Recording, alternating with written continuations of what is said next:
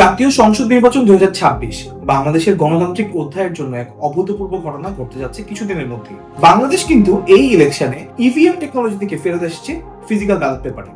বিশ্বের বিভিন্ন জায়গায় ইলেকশনের স্বচ্ছতার জন্য টেকনোলজিকে কিভাবে ব্যবহার করা যায় আমরা চলুন দেখে আসি। প্রথমেই আসবে এস্তোনিয়া।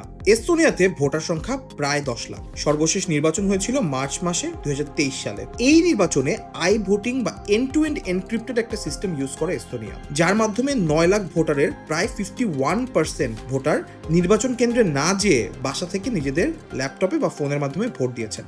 এরপরেই আসবে ব্রাজিল। প্রায় 15.6 কোটির এক বিশাল ভোটার সংখ্যা নিয়ে ব্রাজিল অক্টোবর 2022 সালে প্রেসিডেন্ট নির্বাচন করেছে।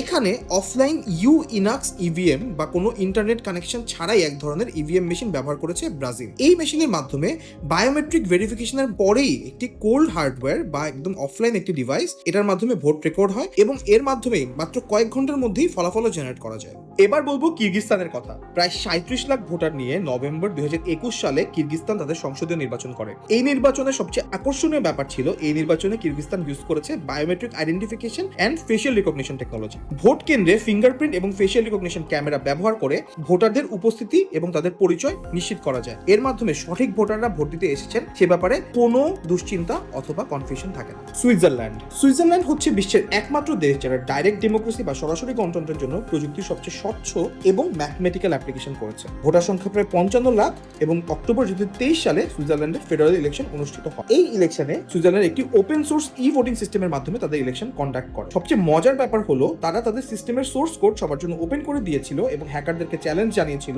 কোনো খুঁত বের করার জন্য। ভোটারের সংখ্যার দিক থেকে বিবেচনা করলে আমাদের পার্শ্ববর্তী দেশ ভারতকে কোনোভাবেই বাদ দেওয়া যাচ্ছে না। প্রায় 97 কোটি ভোটারের দেশ ভারত। এপ্রিল-জুন 2024 সালে লোকসভা নির্বাচন ঘটে, যেখানে EVM with VVPAT technology use করেছে ভারত। এত বিশাল গণতন্ত্রের জন্য কোনো একটি টেকনোলজি ব্যবহার করা এবং ইমপ্লিমেন্ট করা একটি বিশাল ব্যাপার এবং ভারত সেটি তাদের লোকসভা নির্বাচনে করে দেখিয়েছে।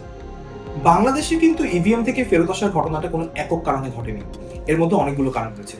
আর্থিক ব্যয়, ইভিএম ক্রয়ে দুর্নীতি, তার থেকে বড় কথা সবচেয়ে মূল কারণ স্বচ্ছতার অভাব। আমাদের পার্শ্ববর্তী দেশ ভারতে ইভিএম টেকনোলজির মাধ্যমে ভোট দেওয়ার পরে ভিভিপিএটি টেকনোলজি ব্যবহার করে ভোটারকে একটি রিসিপ্ট দেওয়া হয়, যেখানে লেখা থাকে উনি কোথায় এবং কোন মার্কায় ভোট দিয়েছেন। বাংলাদেশের ইভিএম টেকনোলজিতে এটি না থাকায় ভোটাররা বুঝতে পারে না তার ভোটটি সঠিকভাবে গিয়েছে কিনা।